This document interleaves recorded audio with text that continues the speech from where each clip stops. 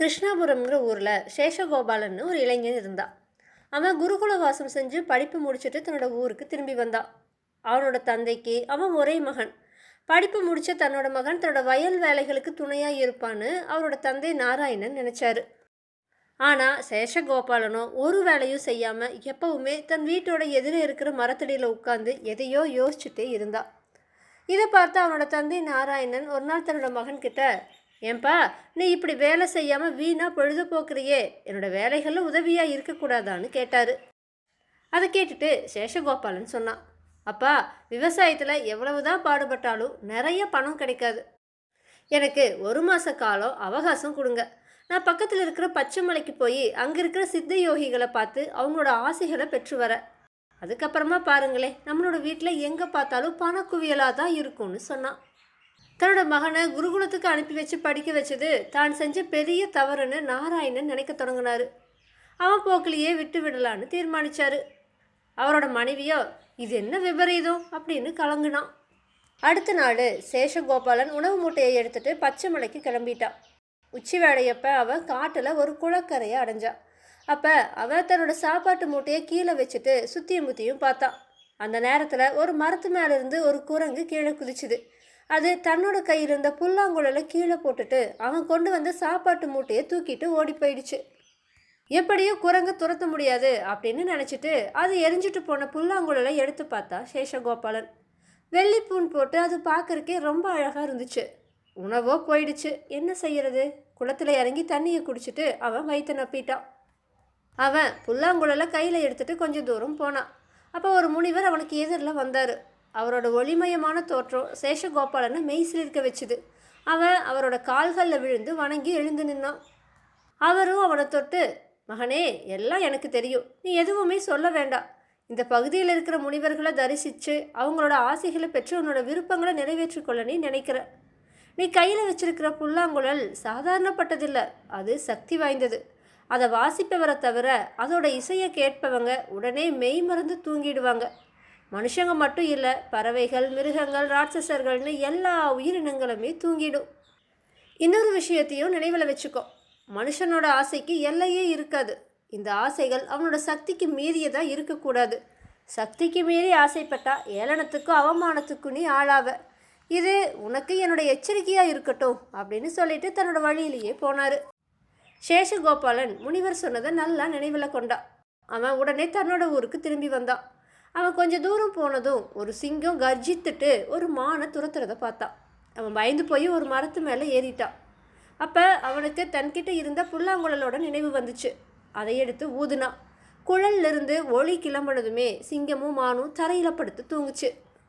அவனும் கொஞ்ச நேரம் வரைக்கும் புல்லாங்குழலை இசைச்சிட்டே இருந்தான். அந்த ரெண்டு மிருகங்களும் படுத்தே கிடந்துச்சு. அவன் குழல் இசைக்கிறத நிறுத்தினதுமே அந்த ரெண்டு மிருகங்களும் எழுந்து முன்ன மாதிரியே ஓட தொடங்குச்சு. அதை பார்த்துட்டு சேஷகோபாலன் தன்னோட பார்வையை திருப்பினப்ப தனக்கு எதிரில் ஒரு ராட்சசி குதிச்சு நின்னதை பார்த்தான். ராட்சசி அவனை நோக்கி, அடே, நீ மயக்கமாயி உடனே கீழே விழணும், எனக்கு ஒரே பசி, நான் உன்னை விழுங்கணும்னு சொன்னான். அதை கேட்டு வியப்படைஞ்ச சேஷகோபாலன் அதில் ஏதோ ரகசியம் இருக்கிறத உணர்ந்து அவகிட்ட, ஆமாம், நான் மயக்கமுற்று விழலைன்னா உன்னால் என்ன விழுங்க முடியாதா என்ன அப்படின்னு கேட்டான். ராட்சசி பெருமூச்சு விட்டுட்டே, இது எனக்கு ஒரு முனிவர் கொடுத்த சாபம். நான் செஞ்ச அபசாரத்தால் கோபப்பட்டு நினைவிழந்து கிடக்கிற உயிரினத்தை மட்டும்தான் நான் சாப்பிட முடியும்னு சபிச்சிட்டாருன்னு சொன்னான்.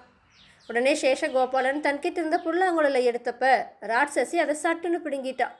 அதை நல்லா பார்த்துட்டு, ஓ, இதுக்கு வெள்ளிப்பூன் பிடிக்கப்பட்டிருக்கே அப்படின்னு சொல்லி ஊத தொடங்கினான். சேஷகோபாலன் சட்டுன்னு தன்னோட ரெண்டு காதுகளையும் இறுக பொத்திட்டான். இதை பார்த்த ராட்சசி, ஓ, நான் குழல் ஊதுனா உன்னால் ரசிக்க முடியலையா, எங்கே நீ ஊது பார்க்கலாம் அப்படின்னு சொல்லி குழலை அவங்கிட்ட கொடுத்தா. சேஷகோபாலனும் சட்டுன்னு அந்த குழலை வாங்கிட்டு ஊதுனான். அந்த ஒளியை கேட்டதுமே ராட்சசி தரை மீது விழுந்து தூங்குனான். உடனே அவன் அங்கிருந்து ஓடுனான். குழலோசை நின்னதும் விழுந்து எழுந்த ராட்சசி, ஓடாத, நில்லு அப்படின்னு சொல்லிட்டே அவனை துரத்துனான். அப்போ ஒரு அழகான பல்லக்க சில பேர் சுமந்துட்டு வரதை அவன் பார்த்தான். அவங்கள பார்த்த ராட்சசி, ஆஹா, இன்னைக்கு எனக்கு நல்ல வேட்டை தான் போல இருக்கு அப்படின்னு நினச்சி சந்தோஷப்பட்டா. அவள் பலமாக சிரிச்சா. பல்லக்கில் இருந்த ஒரு அழகான பெண் திரையை விலக்கி வெளியே பார்த்தா. அவளை பார்த்த சேஷகோபாலனும், மனம் செஞ்சுக்கிறதுனா நான் இந்த அழகியத்தான் மணந்துக்கணும் அப்படின்னு தன்னோட மனசில் நினச்சான். ராட்சசி அந்த பல்லக்கு நோக்கி நடந்து வர தொடங்கினான். பல்லக்கோடு வந்தவங்களும் பல்லக்குக்குள்ளே இருந்த பெண்ணும் பயந்து நடுங்கினாங்க. சேஷகோபாலன் ராட்சசி வரதை கவனமாக பார்த்துட்டு இருந்தான். அவ ஒரு பாலடைஞ்ச கிணத்துக்கு பக்கமாக வந்தப்ப அவன் தன்னோட குழலை எடுத்து ஊதுனான். ராட்சசி கிணத்துல விழுந்து தூங்குனான். பல்லக்கோடு வந்தவங்களும் பல்லக்குக்குள்ளே இருந்த பெண்ணும் தூங்குனாங்க. சேஷகோபாலன் குழல் ஊதுறதை நிறுத்தினான். எல்லாரும் கண் விழிச்சு எழுந்தாங்க. ஆனால் ராட்சசி மட்டும் கிணத்து சேத்துல அழுந்தி அதிலிருந்து வெளியே வர முடியாமல் தவிச்சா. சேஷகோபாலன் பல்லக்கு இருந்த இடத்துக்கு போய் அவங்க கிட்ட நடந்ததையெல்லாம் சொல்லி, இனி ராட்சசியோட பயம் இல்லை, அவள் கிணத்து சேத்துல அழுந்தி கிடக்கிறான்னு சொன்னான். அப்போ பல்லக்கு தூக்கிகளில் ஒருத்தன், நாங்கள் சோமகிரி நாட்டவர், பல்லக்கில் எங்களோட இளவரசி இருக்காங்க, எங்கள் நாட்டு மேலே இந்திரபுரி மன்னன் படையெடுத்து வர்றாரு, எங்களோட மன்னர் எங்களை அரண்மனையிலிருந்து சுரங்கப்பாதை வழியாக வெளியே அனுப்பிட்டாரு, இப்போ இந்திரபுரி படைகள் எங்கள் அரசரோட கோட்டையை முற்றுகையிட்டு இருக்கு அப்படின்னு சொன்னான். சேஷகோபாலனுடனே, இங்கே பாருங்க, நம்ம இப்போவே போய் உங்களோட மன்னரை பார்க்கலாம், இந்திரபுரி மன்னனை தோற்கடிக்க நான் அவர்கிட்ட வழி சொல்லறேன்னு சொன்னான். எல்லாரும் சேஷகோபாலன் கூட வந்த வழியிலேயே திரும்பி போய் சுரங்கப்பாதை வழியாக அரசனோட அறையை அடைஞ்சாங்க. தன்னோட மகளை பார்த்த மன்னன் ஆச்சரியப்பட்டா. ஆமாம், நீ சுரங்கப்பாதை வழியாக போனையே, இன்னும் போர் முடியலையே, நீ எதுக்காக திரும்பி வந்தேன்னு கேட்டா. அவளும் தன் தந்தைக்கிட்ட சேஷகோபாலனையும் அவ செஞ்ச அதிசய செயலையும் சொல்லி, அப்பா, இவர் இந்திரபுரி மன்னனை தோற்கடிக்க உங்களுக்கு ஒரு வழி சொல்ல வந்திருக்காருன்னு சொல்லி சேஷகோபாலனை தன்னோட தந்தைக்கு அறிமுகம் செஞ்சு வச்சா. மன்னன் சேஷகோபாலனை பார்த்து, ஆமாம், நீ போரில் எதிரிகளை வெல்ல ஏதோ ஒரு புது வழியை சொல்ல வந்திருக்கையாமே, அது என்னன்னு கேட்டா. அவனும், அரசே, நான் போரில் உங்களுக்கு வெற்றி கிடைக்கிற வழியை சொல்லுறேன், அதுக்கு பரிசா எனக்கு நீங்கள் நான் கேட்குறத கொடுக்குறதா வாக்கு கொடுக்கணும்னு சொன்னான். அவன் மனசில் அரசகுமாரியை தான் மணந்து கொள்ளணும் அப்படிங்கிற எண்ணம் இருந்துச்சு.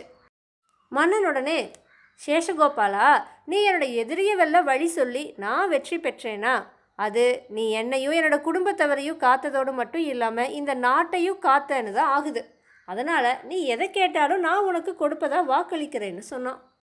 அடுத்த நாள் போருக்கான எல்லா ஏற்பாடுகளையும் சேஷகோபாலன் செஞ்சான்.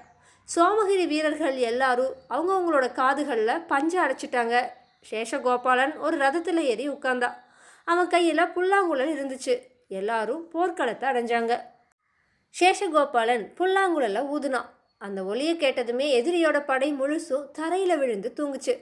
சேஷகோபாலன் குழல் ஊதிட்டே இருக்க இந்திரபுரி படை வீரர்கள் நல்லா தூங்கிட்டு இருந்தாங்க. சோமகிரி படை வீரர்கள் இந்த வாய்ப்பை பயன்படுத்தி இந்திரபுரி வீரர்களை எல்லாம் வெட்டி கொன்னாங்க. சோமகிரி மன்னன் இந்திரபுரி மன்னனை சிறைப்பிடித்தா. அன்னைக்கு சாயங்காலம் சேஷகோபாலனை கௌரவிக்க சோமகிரி மன்னன் தர்பாரை கூட்டினான். தர்பாரோட அமைச்சர்கள், சேனாதிபதி, படைத்தலைவர்கள், கவிஞர்கள், பண்டிதர்கள், பிரபுக்கள், பிரமுகர்கள்னு நிறைய பேர் கூடியிருந்தாங்க. அவங்க எல்லாருமே சேஷகோபாலனை மாபெரும் வீரன்னு பாராட்டி புகழ்ந்தாங்க. ஆனால் சேனாதிபதி மட்டும் எதுவுமே சொல்லாமல் முகத்தை உம்முன்னு வச்சுட்டு இருந்தா. அதை கவனித்த சேஷகோபாலன் யோசனையில் ஆழ்ந்தான். மன்னன் எழுந்து சபையோர்கிட்ட தான் சேஷகோபாலனுக்கு போருக்கு முன்னாடி கொடுத்த வாக்குறுதியை சொன்னான். அதுக்கப்புறமா சேஷகோபாலன் கிட்ட, மாவீரரே, நீங்கள் என்ன கேட்டாலும் கொடுக்கறதா போருக்கு முன்னாடி நான் வாக்களித்தேன். உங்களோட யோசனைப்படி நடந்து வெற்றியும் அடைஞ்சிட்டேன். அதனால் இப்போ நீங்கள் என்ன விரும்புகிறீங்க அப்படின்னு சொல்லுங்கள், நான் அதை கொடுக்குறேன்னு சொன்னான். அப்போ அங்கிருந்த எல்லாரும் அவன் என்ன கேட்க போகிறான்னு ரொம்ப ஆவலாக எதிர்பார்த்தாங்க. மன்னனும் தன்னையும் நாட்டையும் காத்த அந்த மாவீரனுக்கு எதையும் கொடுக்க தயாராக இருந்தா. நாட்டில் பாதியை கூட கொடுக்க அவன் தயாராக தான் இருந்தா. அவனுக்கு பொண்ணோ மணியோ எதை கேட்டாலும் கொடுத்துடலான்னு நினச்சான். ஆனால் சேஷகோபாலனும் கொஞ்ச நேரம் வரைக்கும் எதுவுமே பேசலை. அதை பார்த்த மன்னன், மாவீரனே, கொஞ்சமும் தயங்க வேண்டாம், என்ன வேணும்னாலும் நீ தாராளமாக கேளு, நான் கொடுக்குறேன்னு சொல்லி அவனோட பதிலை எதிர்பார்த்தான். சேஷகோபாலனும் மன்னனை வணங்கி, அரசே, இப்போ என்ன மன்னியுங்க, நான் என்ன விரும்புகிறேங்கிறத நாளைக்கு உங்ககிட்ட நான் சொல்லறேன் அப்படின்னு சொன்னான். அடுத்த நாள் விடியற்காலையில் சேஷகோபாலன் எழுந்து தன்னுடைய மந்திர சக்தி வாய்ந்த புல்லாங்குழலை ஒடிச்சு கோட்டை அகழிக்குள்ளே எரிஞ்சிட்டு யார்கிட்டவுமே சொல்லிக்காம தன்னோட ஊருக்கு கிளம்பி போயிட்டான். வேதாளம் இந்த கதையை விக்ரமாதித்தன் கிட்ட சொல்லி, மன்னனே, முதல்ல அரசகுமாரியை பார்த்ததும் சேஷகோபாலன் அவளை மணக்கத்தானே விரும்பினான். அவன் மணந்தா அந்த பெண்ணைத்தான் மணக்கணும்னு தீர்மானிச்சிட்டானே. மன்னன்கிட்ட அவன் தான் விரும்புவதை கொடுக்கணும்னு வாக்குறுதியும் வாங்கிட்டானே.